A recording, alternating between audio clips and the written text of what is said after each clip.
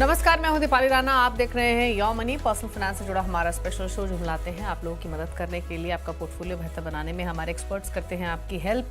कोई भी सवाल आपके पास है portfolio planning related, goals related, जो फंड्स आपने चूज किए हैं, जो प्लानिंग आपने की है वो सही है फिर नहीं, हर तरीके के सवाल शो में हम करते हैं शामिल। आप अपने सवाल में भेज सकते हैं। नोट कीजिए कैसे पार्टिसिपेट कर सकते हैं शो में। 7045222000 हमारा व्हाट्सएप नंबर है। ईमेल करें yomani@nw18.com। फेसबुक ट्विटर पर जाएं, अपने सवाल हमें लिख भेजिए। आस्क आवाज़ यो मनी हैशटैग लगाइए पहले और अपने सवाल को लिख भेजिए। इस शो को आप देख भी सकते हैं सोशल मीडिया प्लेटफॉर्म्स के थ्रू लाइव इस समय, अगर आप टीवी के सामने नहीं हैं। हमारे साथ है वाइज इन्वेस्ट प्राइवेट लिमिटेड के सीईओ हेमंत रुस्तगी। हेमंत जी नमस्कार, स्वागत है आपका। अच्छा हेमंत जी, क्वेरीज लो उससे पहले एक चीज़ आपसे पूछना चाहती हूँ। आज ही हम एमफी का डाटा देख रहे थे, मे मंथ का एसआईपी इनफ्लोज तो रिकॉर्ड रहे हैं, लेकिन इक्विटी म्यूचुअल फंड्स की तरफ जो फ्लोज रहे हैं वो घटे हैं। वो तमाम व्यूअर्स जो ये हमारा शो देखते हैं, जो इक्विटी म्यूचुअल फंड से पोर्टफोलियो बनाते हैं, क्या सजेशन उनके लिए है? क्या ये सही टाइम है, अगर अब तक आपने बैकफुट पे रहे हैं इक्विटी म्यूचुअल फंड्स में पैसे डालने का, लॉन्ग टर्म विजन के साथ, स्टैगर्ड मैनर में, या डेट टूल्स में भी अभी एक्सपोजर रखना चाहिए, जैसे कि हमने फ्लोज आते हुए देखे हैं मई मंथ के दौरान? क्या सजेशन और क्या व्यूज आपके इस पर? जी दीपाली, आपने बिल्कुल ठीक कहा थी। जो एमपी के जो डेटा है उसमें जैसा आपने कहा कि जो जहां तक एसआईपी का सवाल है, एसआईपी की तरफ इन्वेस्टर्स का रुझान बना हुआ है। पिछले महीने से भी थोड़े से ज्यादा है, फ्लैटिश नंबर है लेकिन थोड़े फिर भी ज्यादा ही है। तो एसआईपी का जो प्रोसेस जो शुरू हुआ हमारे देश में, हमने देखा कि एक तरीके से मैं कह सकता हूं कि डिसिप्लिन इन्वेस्टमेंट का जो मूवमेंट है वो बिल्कुल चल रहा है। ये बात सही है कि इक्विटी में अगर मैं पिछले महीने से कंपेयर करूं तो थोड़ा पैसा थोड़ा कम आया है। बट आई थिंक वो ठीक है। कभी कभी जब मार्केट में थोड़ी सी जरी वॉलेटिलिटी ज्यादा होती है, ये जो नंबर्स हैं कभी ऊपर नीचे आपको दिखाई देंगे। मेरे हिसाब से हमारे देश में इन्वेस्टर्स ने ये समझ लिया है कि लॉन्ग टर्म में अगर आपको वेल्थ क्रिएट करनी है, आपके जो गोल्स हैं लॉन्ग टर्म के, उनको पूरा करने के लिए इक्विटी जो है आपके पोर्टफोलियो में एक अहम रोल प्ले करती है। वो दिख रहा है कि जिस तरीके से बढ़ते हुए नंबर से लोग इन्वेस्टर जो है अपने पोर्टफोलियो में इक्विटी को शामिल कर रहे हैं। जहां तक अभी निवेशक क्या करें, बनाना पैसा इन्वेस्ट करना चाहिए कि नहीं, देखिए दीपाली, मेरा ये मानना है कि इन्वेस्टमेंट जो है वो एक वन टाइम एक्टिविटी नहीं है, वो एक ऑनगोइंग प्रोसेस है। और इसलिए हम हमेशा रिकमेंड करते हैं कि आप अपने गोल बेस्ड इन्वेस्टमेंट प्रोसेस को फॉलो कीजिए। आपके जो गोल्स हैं long term, medium term, short term, उनको डिफाइन करके उनके हिसाब से आप इन्वेस्टमेंट कीजिए। और सबसे इंपॉर्टेंट चीज ये है कि अगर आप एक डिसिप्लिन निवेशक हैं, यानी अगर आप चाहे सिस्टमेटिकली इन्वेस्ट करें एसआईपी के द्वारा, या अगर वो आपके लिए पॉसिबल नहीं है, आपकी कमिटमेंट है कि आप साल में एटलीस्ट 2-3 बार जब भी आपके पास इन्वेस्टेबल सरप्लस होगा पैसा लगाएंगे। अगर आप ऐसे डिसिप्लिन इन्वेस्टर हैं तो फिर आपको क्लैरिटी है कि आपके पास कितना समय है। तो फिर मुझे लगता नहीं कि आपको इनफ्लोस को देखना है, आपको मार्केट के मूड को देखना है। आपको अपनी रिक्वायरमेंट के ऊपर फोकस करना है, अपने एसेट एलोकेशन के ऊपर फोकस करना है। और जैसा मैंने कहा कि इंपॉर्टेंट चीज ये है कि इन्वेस्टमेंट जो है एक प्रोसेस है, एक वन टाइम एक्टिविटी नहीं है। तो जब भी आप शुरू करें, मुझे लगता है वो सही समय है। लेकिन इंपॉर्टेंट ये है कि एसेट एलोकेशन बराबर हो और आपका टाइम होराइजन जो है वो बहुत अच्छे से डिफाइन किया हो। ओके, चलिए, तो ये तो बात हुई एसआईपी फ्लोस की, जिस तरीके के ट्रेंड्स हमने मई मंथ के दौरान देखे हैं। लेकिन चलिए अब क्वेरीज को करते हैं शामिल। अनिल पहले व्यूअर हमारे साथ कनेक्टेड है महाराष्ट्र से। अनिल जी नमस्कार, बताइए क्या सवाल है आपका? हाँ मैडम, मेरा अनिल दास नाम है, महाराष्ट्र बोल रहा हूँ मैं। मेरी बताइए। मंथली एसआईपी 11,000 की है और मेरा लक्ष्य है 15 साल में 1.5 करोड़। मुझे अपने ओके। बेटियों की शादी के लिए पोर्टफोलियो मैंने बनाया है। अभी मेरा पोर्टफोलियो का वैल्यू है 7 लाख रुपए, इन्वेस्टेड है 4 लाख रुपए। और मेरे जो फंड है वो एसबीआई ब्लू चिप है, इसमें 1,000 रुपए मंथली एसआईपी है। एसबीआई फ्लेक्सी कैप है, उसमें 1,000 मंथली है। एचडीएफसी स्मॉल कैप फंड है, उसमें 1,000 है। परक पारिक फ्लेक्सी कैप उसमें 3,000 रुपए है। और Motilal Ostwald mid cap fund उसमें 2,000 मंथली चल रहा है। और कैनरा रोबिको स्मॉल कैप फंड इसमें 1,000 रुपए मंथली। और क्वांट मल्टी एसेट फंड उसमें 2,000 एसआईपी अभी मंथली चल रही है। पूरी 11,000 रुपए एसआईपी मंथली चल रही है मेरी। और मैंने एक्सिस लार्ज कैप जो फंड था उसमें भी मैंने पहले 85,000 रुपए का इन्वेस्टेड किया हुआ है, लेकिन अभी उसकी एसआईपी मैंने बंद कर दी है। तो इसमें से मुझे जो फंड अभी कौन से चालू रखने चाहिए और कौन से नए लेने चाहिए, यह मुझे चाहिए। ओके। अच्छा अनिल जी, एक चीज़ बताइए, जो 85,000 आपके पास हैं, जिस फंड में आपने SIP डिसकंटिन्यू की है, उसे मिलाकर आपके पोर्टफोलियो की वैल्यू 7 लाख है अभी? हाँ हाँ हाँ, वो मिला के है। और फंड कौन सा बताया आपने? एक्सिस का कौन सा लार्ज फंड है? Okay, axis large blue cap. Chip okay, था वो ठीक पहले, है। अभी लार्ज कैप नाम हो गया उसका। Okay okay. ठीक है। तो सुना आपने इनका सवाल। 7 म्यूचुअल फंड्स हैं, फंड्स के नेम इन्होंने बताया, अमाउंट इन्होंने बताया। एक्सिस लार्ज कैप फंड में 85,000 ऑलरेडी पैसिव मौजूद हैं, प्लस 11,000 की एग्जिस्टिंग SIP है, 7 लाख के पोर्टफोलियो की वैल्यू, और बेटियों की शादी के लिए जोड़ रहे हैं तो 15 साल में 1.5 करोड़ का लक्ष्य है। बताइए सजेशंस।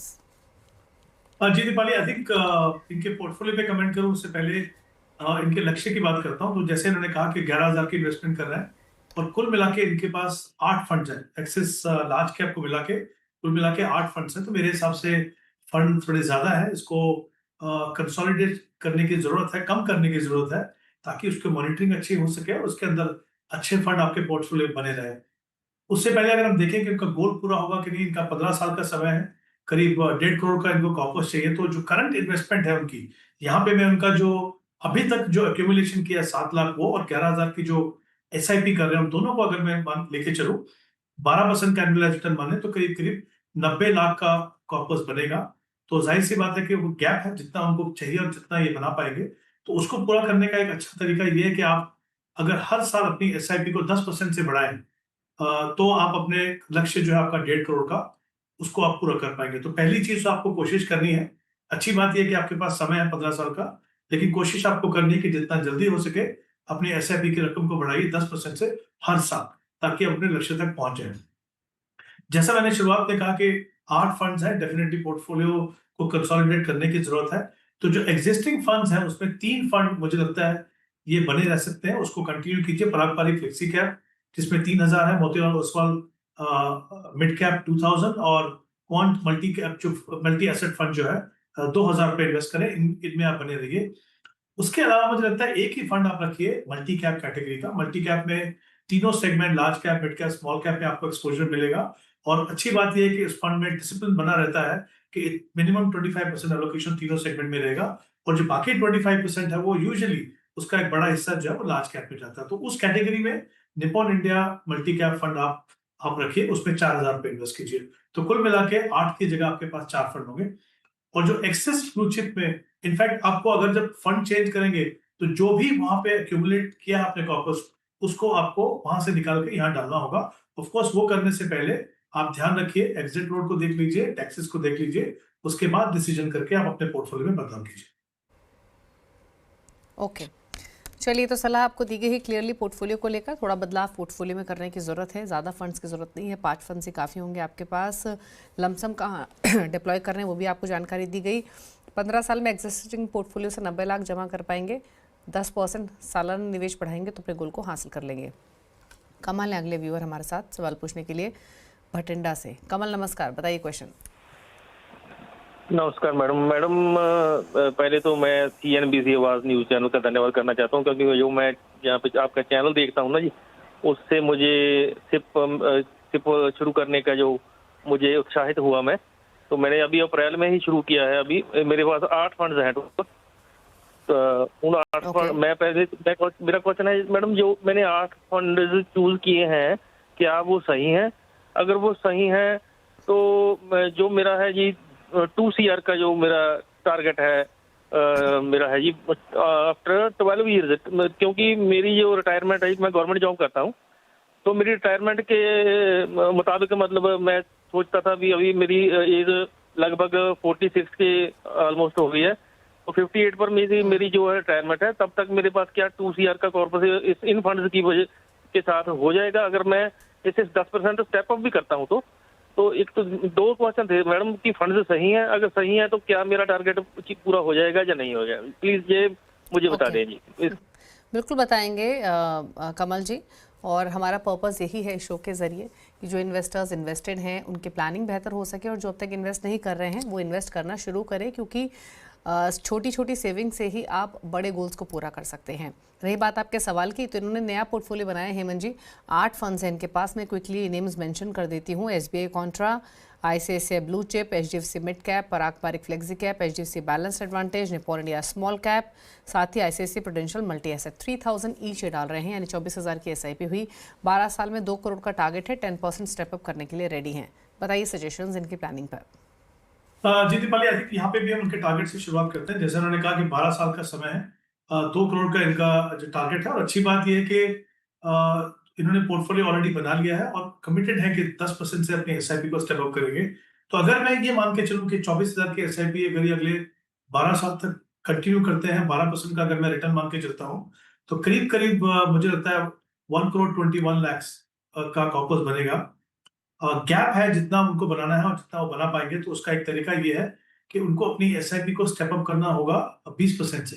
अभी तक इन्होंने जैसा कहा कि उनकी कमिटमेंट है 10% से, तो इनको अपना जो SIP का जो इन्वेस्टमेंट है वो 20% से बढ़ाना होगा 2 करोड़ के टारगेट तक पहुंचने के लिए। क्योंकि हालांकि 12 साल का समय है, क्योंकि जो होल्डिंग पीरियड है उसमें करीब 6 साल का रहेगा, तो उसके हिसाब से उनको थोड़ा सा इन्वेस्टमेंट अमाउंट बढ़ाने की जरूरत है। अगर वो डिसिप्लिन तरीके से करेंगे तो काफी अच्छा रहेगा। जहां तक पोर्टफोलियो का सवाल है, मुझे लगता है पोर्टफोलियो उन्होंने काफी अच्छा बनाया है दोनों की तरफ से। एक जिस कैटेगरी के फंड उन्होंने इक्विटी में चुने हैं, और एक या दो चेंजेस है, मैं बताऊंगा उसको, बट ब्रॉडली मुझे लगता है कि पोर्टफोलियो उन्होंने अच्छा बनाया है, फंड्स जो है वो अच्छे चुने हैं। तो यहाँ पे 2 चेंजेस मैं चाहता हूँ। एक, स्मॉल कैप इन्होंने जो अपने पोर्टफोलियो में रखा है, क्वांट का स्मॉल कैप, मुझे लगता है उसकी जगह में अगर आप बंधन स्मॉल कैप रखें तो वो एक बेहतर ऑप्शन हो सकती है। दूसरा, इनके पास एक HDFC का बैलेंस एडवांटेज फंड है। काफी अच्छा फंड है अपनी कैटेगरी का, लेकिन ये उन निवेशकों के लिए है जहां पे आपको पूरा पैसा इक्विटी में नहीं लगाना हो और आप चाहते हो कि मार्केट के उतार चढ़ाव के हिसाब से या मार्केट के वैल्यूएशन के हिसाब से इक्विटी का एक्सपोजर कम या ज्यादा होता रहे। इनके पास टाइम होराइजन क्लियरली डिफाइंड है, तो मुझे लगता है कि उनको एक बैलेंस एडवांटेज फंड की जरूरत है। उनको HDFC म्यूचुअल फंड का ही, अगर वो HDFC large and mid cap fund ले लें बैलेंस एडवांटेज की जगह, तो वो बेहतर रहेगा। उससे थोड़ा सा रिटर्न जो है उनके बेहतर हो सकते हैं। तो 2 चेंजेस इनको अपने पोर्टफोलियो में करने हैं, और जैसा मैंने कहा कि अपनी जो SIP को स्टेप अप उनको 20% से करना होगा। ओके, चलिए, तो ये रही सलाह आपके लिए। जैसे बताया गया, quant small cap HDFC balance advantage से निकलिए, बंधन small cap HDFC large and mid cap आप ऐड कीजिए। 1.25 करोड़ के आसपास का कॉर्पस आप इकट्ठा कर सकेंगे। आपको अगर अपने लक्ष्य को हासिल करना है तो 20% तक स्टेप अप आपको करना पड़ेगा। बाकी समय समय पर अपने पोर्टफोलियो पर राय लेते रहें, इन्वेस्टेड रहें, और डेफिनेटली आप अपने गोल को हासिल कर पाएंगे। बात करते हैं हम अगले व्यूअर से। उपेंद्र हमारे साथ मौजूद हैं सवाल पूछने के लिए, बलिया उत्तर प्रदेश से। उपेंद्र जी नमस्कार, बताइए सवाल। नमस्कार मैम। बताइए क्या क्वेश्चन है आपका। जी मैम, मैंने अपना पोर्टफोलियो भेजा था। मेरा लक्ष्य है अगले 20 से 21 साल में 10 करोड़ का, और मेरा पोर्टफोलियो का जो हमारे फंड है वो अच्छे हैं, और क्या मैं उस अमाउंट से अपने टारगेट तक पहुंच सकता हूँ, तो पूछना था। ओके, तो 10 लाख का आपका ये मौजूदा पोर्टफोलियो है, और टोटल SIP आपकी कितनी चल रही है इस समय? मैम तकरीबन 30,000 है। 30,000 की मंथली SIP, और NPS में भी आप डाल रहे हैं 10,000 रुपये के आसपास, करेक्ट? जी जी जी जी मैम। 20 इयर्स में 10 करोड़ का टारगेट है, 10% स्टेप अप कर सकते हैं। फंड्स कौन से हैं? पराग Parikh flexi cap 8,000 per month, axis small cap 6,000 per month, Kotak multi cap 8,000 per month, Kotak large and mid cap 8,000 per month. क्या सजेशन है मंजीन के लिए? जी दीपाली, देखिए सबसे अच्छी बात यहाँ पे ये है कि इन्होंने अपने आप को टारगेट तो बड़ा रखा है, लेकिन साथ में अपने आप को उतना समय दिया है। 20 साल का इनका टाइम होराइजन है, तो वो काफी लंबा समय है इक्विटी का जो एक्चुअल पोटेंशियल है उसको रियलाइज करने के लिए। और दूसरी इंपॉर्टेंट चीज ये है कि इनकी जो इन्वेस्टमेंट है वो सिस्टमैटिकली कर रहे हैं, जिससे जो सबसे बड़ा डर किसी भी निवेशक को होता है वॉलेटिलिटी का, और उसका इम्पैक्ट तो कम होता ही है, बल्कि आपको एवरेजिंग का फायदा भी होता है। तो I think in terms of strategy बिल्कुल सही है, समय इन्होंने अपने आप को काफी दिया है। अगर मैं इनकी इन्वेस्टमेंट को देख के चलूं, इनके पास 2 हिस्सा है उसके पोर्टफोलियो का। एक जो वो म्यूचुअल फंड में SIP कर रहे हैं 30,000 की, उसके अलावा ये जो NPS में 10,000 पे इन्वेस्ट कर रहे हैं, तो कुल मिला के करीब 40,000 की इन्वेस्टमेंट उनकी हो रही है। इसको अगर मैं मान के चलूं कि ये बिना किसी रुकावट के अपनी इन्वेस्टमेंट को कंटिन्यू रखेंगे और 10% से स्टेप अप करेंगे जैसे उन्होंने कहा है, तो अपना जो टारगेट है वो 10 करोड़ का उसको पूरा कर पाएंगे। तो टारगेट पूरा होगा प्रोवाइडेड आप इस डिसिप्लिन को बनाए रखें और हर साल अपनी एसआईपी के अमाउंट को 10% से बढ़ाएं।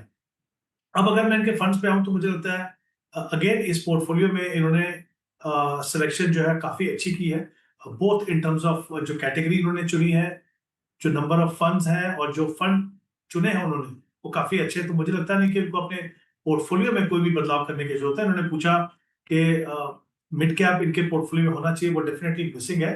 मुझे लगता है कि अगर आगे जाके वो अपनी इन्वेस्टमेंट अमाउंट को बढ़ाएं और चाहे एक फंड ऐड करना तो फिर मिड कैप फंड शामिल कर सकते हो। बट अभी जो अगर मैं देखूं उनके पोर्टफोलियो को एनालाइज करूं तो इनके पास कोटक मल्टी कैप फंड है, मोतीलाल ओसवाल का large and mid cap fund है। इन दोनों फंड के जरिए से इनको मिड कैप में एक्सपोजर मिल रहा है। बट हाँ, डेफिनेटली स्कोप है उसके अंदर। मैं नहीं चाहता कि आप इस स्टेज पे अपने पोर्टफोलियो में कोई बदलाव करें, लेकिन अगर आगे जाके आप अपना रकम बढ़ाते हैं, क्योंकि 20 साल का समय और आप कमिटेड भी हैं 10% से बढ़ाने की, तो जब आप चाहें तो फिर एक मिड कैप फंड डेफिनेटली शामिल कर सकते हैं। ओके, चलिए ये रही उपेंद्र जी के लिए सलाह। उपेंद्र जी, अकॉर्डिंगली आप स्ट्रैटेजी बना सकते हैं, लक्ष्य आप हासिल कर लेंगे, फंड सिलेक्शन भी सही है, लोकेशन भी सही है, ये कैटेगरी ऐड कर सकते हैं मिड कैप फंड के आगे जाते हुए। ये सलाह आपके लिए। रुक रहे हैं एक ब्रेक के लिए, ब्रेक उस पर कुछ और क्वेश्चंस को करेंगे शामिल। चल वापस आते हैं।